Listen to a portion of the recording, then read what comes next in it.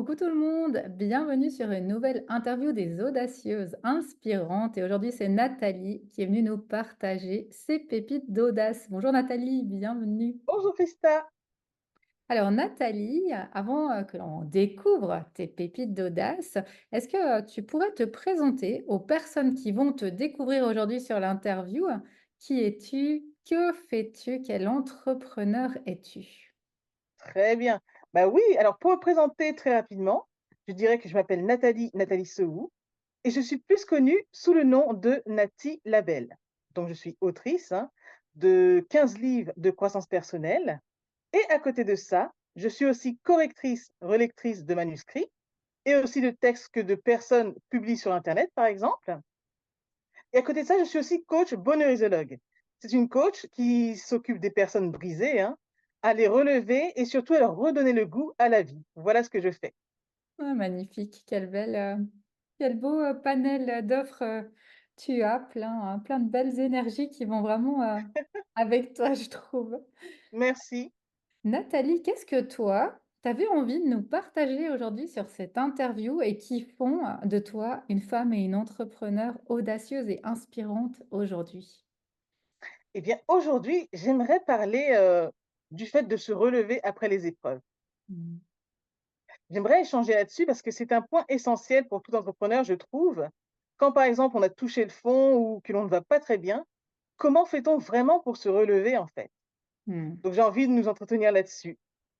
Ouais, c'est très intéressant en plus, je trouve, en tout cas moi là personnellement, que effectivement l'entrepreneuriat, c'est jamais quelque chose de linéaire, de tranquille, hein. Ça fait, vraiment, des vagues, des Oh montagnes là là, russes. oui, Il y a des fois où tout fonctionne et on se dit: «C'est génial», mais c'est pas parce qu'à un moment tout fonctionne que ça va toujours aller comme ça et effectivement, il y a, ces moments de creux, ces moments de doute, ces moments, justement, comme tu dis, où on a, des challenges, à surmonter et c'est un beau sujet que exactement. tu abordes ici.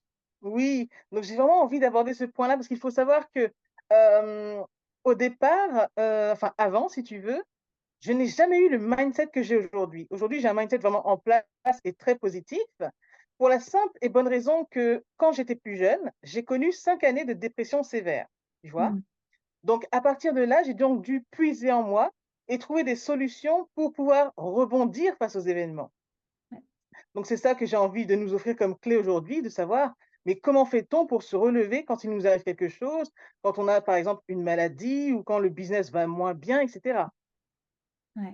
Beau, Donc ce beau que j'ai sujet. envie de commencer par donner comme première clé, c'est quand il nous arrive un problème, une difficulté, la première clé serait d'apprendre à accepter ce qui arrive. L'acceptation, selon moi, c'est une clé qui nous permet d'avancer et c'est une clé de réconciliation surtout. Ouais. Alors après, quand je dis d'accepter, c'est de vraiment prendre en compte ce qui nous arrive afin de, comment dire? Afin de se rendre compte de ce qui arrive et surtout, de prendre la situation dans son ensemble Mmh. pour que l'on puisse agir dessus. Parce que ce sur quoi on ne définit pas ce qui nous arrive, on ne peut pas l'arranger, Ouais. C'est tu juste. vois? Oui.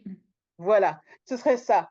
En deuxième chose, je dirais que ce serait bien d'adopter un état d'esprit de croissance, c'est-à-dire de toujours voir au mieux ce qui serait bien ou ce qui serait bon de se représenter.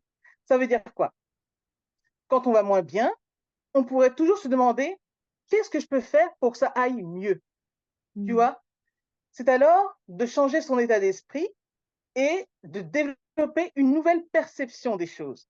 Ça, c'est quelque chose de très important et intéressant à faire quand on veut alors s'en sortir. Mmh mh. D'accord? Après, il y a aussi une autre clé, une troisième clé qui serait très intéressante selon moi, qui est la gratitude.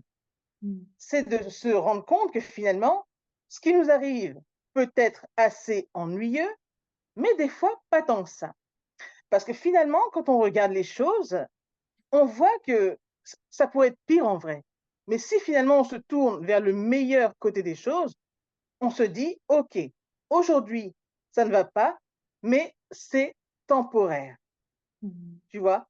Donc c'est Mmh. de se placer dans une sorte d'état d'esprit comme ça, pour alors se tourner vers ce qu'il y a de meilleur, du moins de ce qui pourrait, pardon, se présenter de meilleur face à ce que l'on rencontre. D'accord? Et aussi en quatrième clé, j'aimerais dire aussi qu'il est important alors de bien s'entourer. Bien s'entourer est primordial afin de pouvoir, échanger sur ce qui ne va pas, sur nos soucis et cetera et de se réénergiser, de reprendre et de retrouver de l'énergie auprès des nôtres, en fait, hein. Comme Mmh. ça, au moins, on ne reste pas seul dans son coin. Parce que selon moi, un entrepreneur qui reste seul dans son coin, c'est un entrepreneur qui est juste mort. Mmh. Ça peut paraître bizarre de dire ça, mais c'est vraiment comme ça que je le perçois, tu Mmh. vois? Et après, en dernière chose que j'aimerais donner comme clé, ce serait de développer la clé de la résilience et de la persévérance. C'est-à-dire que quand il nous arrive quelque chose, il est intéressant de s'entraîner à aller plus loin ou s'entraîner à voir qu'est-ce que l'on peut faire toujours de mieux. En gros, ce serait d'adopter la méthode des petits pas, toujours pour nous entraîner à faire un pas de plus vers l'avant et non de régresser en retournant ou en stagnant ou en restant en arrière, en fait, en gros.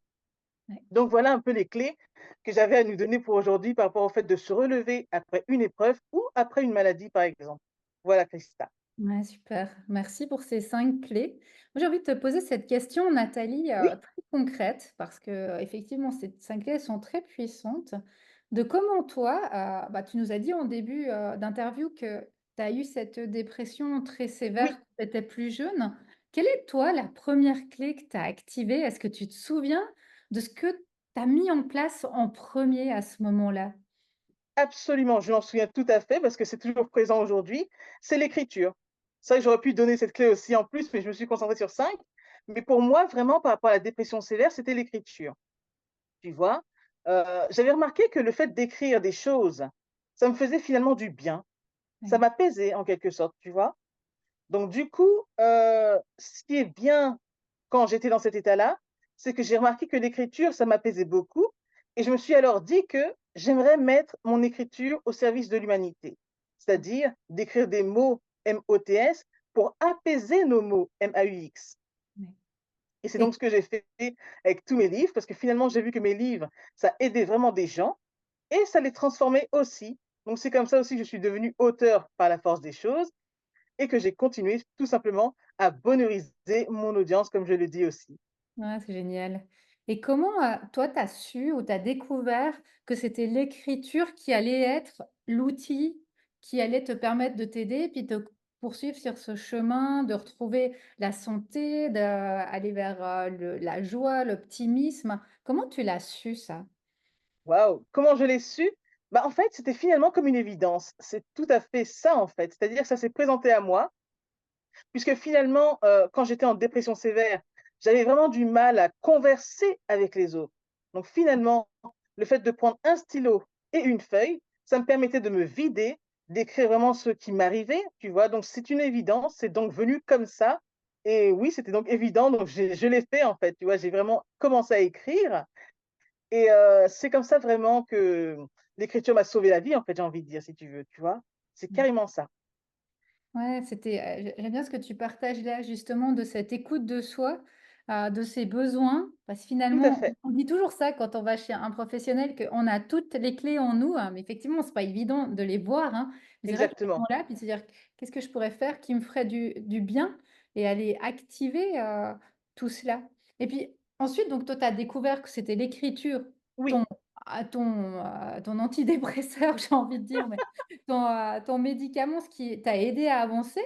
Et comment, après, parce que ça revient un peu sur cette clé des petits pas dont tu parlais, comment après, à un moment, tu t'es dit: «Je vais pouvoir faire de cette écriture un métier, mon métier, je vais faire ça», parce que c'est quand même un immense pas, hein, de se dire, «OK, oui. j'utilise l'écriture pour me faire du bien, pour moi, pour, déposer un peu ce que j'ai à déposer», puis à un moment de dire: «Bah, c'est ça que je veux faire moi, c'est écrire, c'est permettre aux gens d'avoir accès à des écrits que j'ai faits pour qu'à leur tour, ils puissent être mieux». Comment tu as fait pour aller vers cette transition-là? Vraiment, cette transition, elle s'est faite quand j'ai eu les premiers retours des personnes qui lisaient ce que j'écrivais, en fait, tout simplement. Ça s'est Mmh. fait comme ça. C'était, vraiment un déclic, je peux dire, par rapport au par exemple, quand j'écrivais sur Facebook, j'avais des personnes qui me faisaient des retours comme quoi mes écrits, ça les impactait vraiment et là, je me suis dit: «Oui, il y a vraiment quelque chose à faire». Donc c'est vraiment là que je me suis dit: «Bah, donc j'allais chercher des éditeurs et cetera pour commencer à présenter mes premiers manuscrits» et donc ça s'est fait il y a 10 ans de cela, donc c'était en 2014 et c'est aussi à ce moment précis que je suis devenue officiellement auteur du coup. Ouais. Parce que j'ai été éditée dans une première maison d'édition et cetera et vraiment c'est comme ça que ça s'est passé. C'est surtout par rapport à l'interaction, tu vois, en fait, avec les internautes, on va dire ça comme ça. Vu que l'impact était vraiment réel, je me suis dit: «Oui, il y a vraiment quelque chose à faire de ce côté-là». Donc la transition s'est faite comme ça en vérité. C'est que j'ai agi, j'ai reconnu déjà par exemple mes trésors intérieurs, j'ai reconnu ce dont j'étais capable et là par contre j'ai agi et j'ai commencé à démarcher les maisons d'édition et cetera et ça s'est fait comme ça. Ouais, je trouve ça vraiment inspirant ce que tu partages. Pour moi, c'est vraiment ça, ces pépites de, d'aller, en fait, chercher ce que moi j'appelle ça des zones de génie, mais c'est ça, des zones de Oui, magie, vraiment un talent qu'on a en nous, mais qu'on voit pas parce que c'est simple pour nous. Puis finalement, quand on le met en lumière comme tu l'as fait, voilà, on commence à avoir des gens qui commencent à dire: «Ah mais c'est génial ce que tu fais, ça me parle». Et là, on se dit: «Bah, pourquoi j'en ferais pas, un travail? Pourquoi je le transmettrais exactement. pas plus loin?» Et vraiment petit à petit, hein, ça suit, ce chemin et tu partageais, je rappelle pour l'écriture avant que ça s'est fait, je sais plus le mot que tu as utilisé, mais vraiment, avec fluidité, avec facilité, avec Oui, évidence. Moi, voilà, c'est vraiment ça. Souvent quand on commence un peu à travailler sur soi, on commence à ou on entend des interviews, on se dit: «Ouais, mais moi, bah, Nathalie, ouais, elle a écrit, mais moi, j'aime pas écrire, qu'est-ce que je vais». Puis finalement, ces zones de génie, elles sont là évidentes et c'est, en les pratiquant, en écoutant les autres quand ils viennent nous dire: «Mais tu es tellement doué toi pour faire ça, pourquoi tu le transmettrais pas?» Et là, de se dire: «OK, tout il y a à fait. quelque chose chez moi, qui pour moi est une évidence, mais qui pour les autres ne l'est pas et que je pourrais, utiliser, que je pourrais amener, plus loin». Et c'est vraiment ce que toi, tu as pu faire avec, l'écriture et là, bah, ça fait, si j'ai bien entendu, ça fait 10 ans que tu Voilà, as, ça fait 10 ans, ça y est, ça fait 10 ans. Mais ce qui est bien aussi, si tu veux, c'est que ça obéit quand même à une forme de rêve que j'avais autrefois. Parce que mmh. autrefois, si tu veux, quand j'étais enfant, je voulais être médecin, mais comme ça ne s'est pas fait plus tard, là, je suis devenue autre chose, mais je suis devenue plutôt une écrivaine. Au lieu de soigner les corps, je soigne les cœurs plutôt, tu vois? Je soigne les cœurs et l'âme. Donc c'est un rêve qui a été déplacé, si je peux dire ça comme ça. Au lieu de devenir médecin, je suis devenue écrivain du coup et du coup, je soigne autrement les personnes, leurs maux et cetera et je les apaise. Mais c'est vraiment très appréciable. C'est un chemin, qui s'est tracé finalement, de la plus belle des façons. C'est mon plus beau cadeau de la vie, j'ai envie de dire et voilà ce que j'ai envie de partager au monde, à l'humanité et c'est tout ça, vraiment. Ah, c'est magnifique. Et est-ce que tu as envie, en tout cas moi j'ai envie d'en savoir plus, est-ce que tu as envie de nous en dire plus sur, ce que tu écris? Qu'est-ce que tu écris? Est-ce que tu écris, des romans, des histoires? Qu'est-ce que tu écris? Ah, bonne question. Alors j'écris des livres, pratiques surtout, hein, des livres pratiques de développement personnel surtout. Donc par exemple comme ce livre-là, hein, 365 douceurs pour l'âme. Mmh. Donc c'est un livre avec, plusieurs citations à l'intérieur, tu vois? Il y a 365 citations dedans. Oui. Mais qui nous font vraiment réfléchir et cheminer surtout, tu vois? Ce sont pas des simples citations juste pour faire joli et cetera, non. Ce sont des citations surtout pour nous amener à avoir des prises de conscience. Oui, des prises de conscience, exactement. Donc vraiment, c'est pour nous faire réfléchir. J'ai aussi des livres qui sont des journaux pour pouvoir réaliser notre introspection, tu vois? Comme par exemple le dernier qui est né, qui est sorti le 1er juillet, tu vois? Celui-là rayonne de joie et d'optimisme. Et vraiment, l'idée, c'est de se poser un instant dans la journée, par exemple, ne serait-ce 5 minutes. Parce que finalement, si on regarde bien, on est souvent en pilote automatique Oui. et on prend le temps de rien, malheureusement. Donc, l'idée de mes livres, c'est de prendre une pause dans son quotidien et de marquer un peu ses pensées, d'écrire. C'est ce qu'on appelle du journaling, tu vois, Ouais. d'écrire chaque jour ses pensées, et cetera. Donc, voilà le genre de livre que je fais exactement. Donc, ce sont des livres pratiques de développement personnel pour nous aider à cheminer au mieux. Et comme j'aime bien le dire, tu vois, je ne fais pas de roman par contre, mais par contre, j'écris des livres qui nous aident à écrire notre plus belle histoire. Donc c'est ça que je fais comme livre. Ouais, j'aime beaucoup. C'est vraiment des livres té très, concrets finalement, très, pratiques, hein, comme tu dis, où on Absolument. va en tant que finalement lecteur pour certains, aussi participer, écrire, Oui, réfléchir. Il y a vraiment tout cet aspect-là, hein, ici, dans ce que tu proposes. Et alors moi, je sais pas si tu seras d'accord, mais moi j'aimerais bien, si tu es d'accord, de prendre ton livre sur les citations et d'en tirer une au hasard pour nous, Bien aujourd'hui. sûr, bien sûr. Bah, tu sais Présenter quoi? un On va peu faire très aujourd'hui. simple. On va essayer avec le livre Pense et positive. Oui, Tu vas me donner un chiffre compris entre 1 et 366 et on va voir le message qui sort. On va voir. Donc, tu me donnes un chiffre entre 1 et 366. ouais. 277. D'accord. 257? 77. Ah oui, c'est 77, je Oui. crois.